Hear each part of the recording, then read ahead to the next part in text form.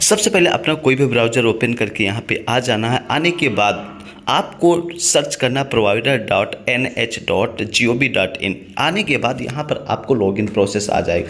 यहाँ पर आपको दिए हुए कैप्चर को फिल करना है। फिल करने के बाद रजिस्टर्ड मोबाइल नंबर आपको फिल कर लेना है, जो भी आपका रजिस्टर्ड हो TMS प्रोवाइडर पे, ठीक है। सर्च करने के बाद यहाँ पर फिल करने के बाद अब आपको आना है वेरीफाई पर। जैसे ही क्लिक करोगे तो आपके रजिस्टर्ड नंबर पर एक OTP जाएगा, वन टाइम पासवर्ड। उस पासवर्ड OTP को यहाँ पर फिल करना, जैसे कि मैं यहाँ पर फिल करता, सेम इसी तरह आपको फिल करना है। फिल करने के बाद आपको नीचे दिए हुए कैप्चर को फिल करना है। जैसे कि यहाँ पर मेरा जो कैप्चर है मैं उसको फिल कर लेता हूँ। फिल करने के बाद लॉगिन पर क्लिक करते हैं। लॉगिन पर क्लिक करते आपके डैशबोर्ड ओपन हो जाएगा, आपका पोर्टल पे लॉगिन हो जाएगा। लॉगिन करने के बाद अब आपको क्या करना है, जिस पेशेंट का रजिस्ट्रेशन करना है उस पेशेंट का यहाँ पर, जैसे मैं एक पेशेंट का रजिस्ट्रेशन करके दिखा देता हूँ। आधार नंबर डाल, आप तो PMJ ID भी डाल कर सकते हैं, या तो फिर आप APA ID नंबर भी डालकर लॉगिन कर सकते हैं। तीनों प्रोसेस होते हैं, ठीक। तो यहाँ पर सबसे अच्छा बेस्ट ऑप्शन होता है आधार नंबर फिल करिए। फिल करने के बाद वेरीफाई पर क्लिक करेंगे। करते ही आपके यहाँ पर आप जिस ऑप्शन से आप रजिस्ट्रेशन करना हो, या बायोमेट्रिक से करना है, आइरिस स्कैन करना है, या तो आप फेस अथेंटिफिकेशन से भी कर सकते हैं। मैं तीनों प्रोसेस आपको मेरे वीडियो के डिस्क्रिप्शन बॉक्स पर दे दिया, वहाँ से आप जाके देख सकते हैं, ठीक है। यहाँ पर आने के बाद यहाँ पर कैप्चर ही पेशेंट थंब लगवाना है। जैसे कि यहाँ पर लगाया, मेरा सक्सेसफुल हो गया। सक्सेसफुल होने के बाद दिए हुए कैप्चर को फिल करना है। फिल करने के बाद वेरीफाई पर जही फिल किया, यह सक्सेसफुल हो गया। यहाँ पर चेक बॉक्स पर क्लिक करना है तो ऑटोमेटिकली आपका जो एड्रेस होता है, जो आधार कार्ड में और आयुष्मान पे जो रजिस्टर्ड होता है, वो ऑटोमेटिक आ जाता है। यहाँ पर आप अपने डिस्ट्रिक्ट को सिलेक्ट कर सकते हैं या विलेज को, ठीक।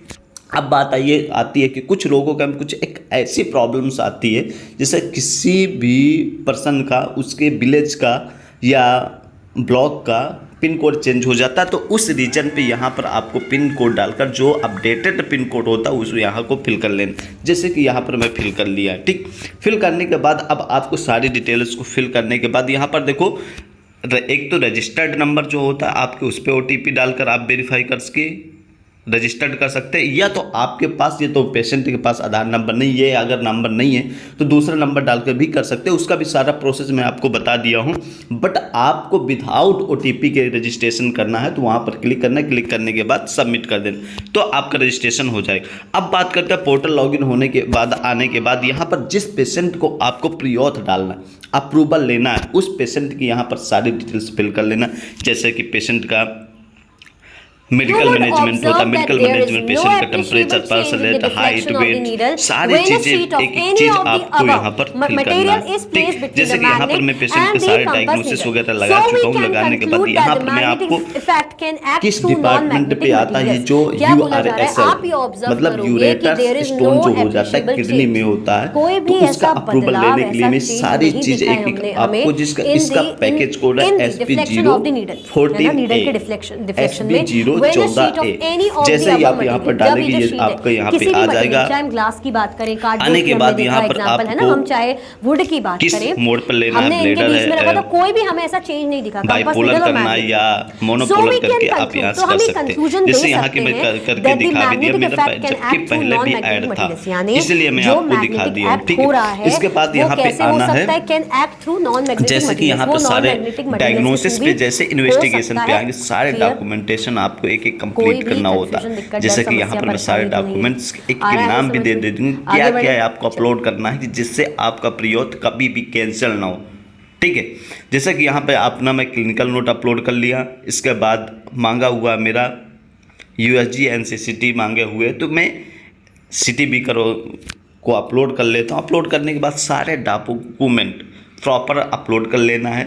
जैसा आधार कार्ड हो गया, इन्वेस्टिगेशंस हो गए, सिटी हेड हो गया, क्लिनिकल नोट हो गया, BIS। हाँ, पेशेंट का सबसे बेस्ट होता है कि उसका BIS जरूर अपडेट करें। कभी कभी बाय चांस होता है कि अभी तो नहीं, बाद में क्वेरी देते हैं कि BIS अपडेट मांग लेता है कि BIS दे दे, तो वो चीज़ें क्वेरी आपको ना, उस रीजन के लिए मैं आपको एक प्रॉपर चीज़ बता रहा हूँ कि सारे डॉक्यूमेंटेशन अच्छे से कंप्लीट करो।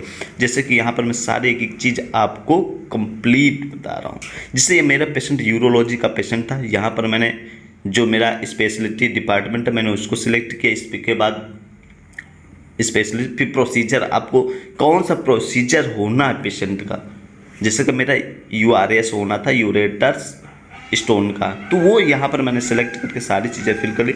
एक बार सारे डॉक्यूमेंट को प्रीव्यू करके ज़रूर देख ले। जैसे यहाँ पर डॉक्टर्स है, मैंने डॉक्टर्स मेरा ऑटोमेटिकली ऐड है कि मैंने हेल्प पोर्टल पे सारी चीज़ें अपडेट की हुई है, इसलिए सारे डिटेल्स यहाँ पर शो कर रहे हैं। जिसके मैंने सारे डॉक्यूमेंटेशन को प्रीव्यू करके देख रहा हूँ, सारे डॉक्यूमेंटेशन को देख ले। बाई चांस कभी हो जाता है गलती से किसी और का डॉक्यूमेंट्स अपलोड ना हो, कि बाद में हमें उस चीज़ को लिए फेस करना पड़े। ठीक है, क्वेरी कभी भी नहीं आएगी जिस तरह मैं आपको एक एक चीज़ आपको अपडेटिंग बता रहा हूँ, कभी भी।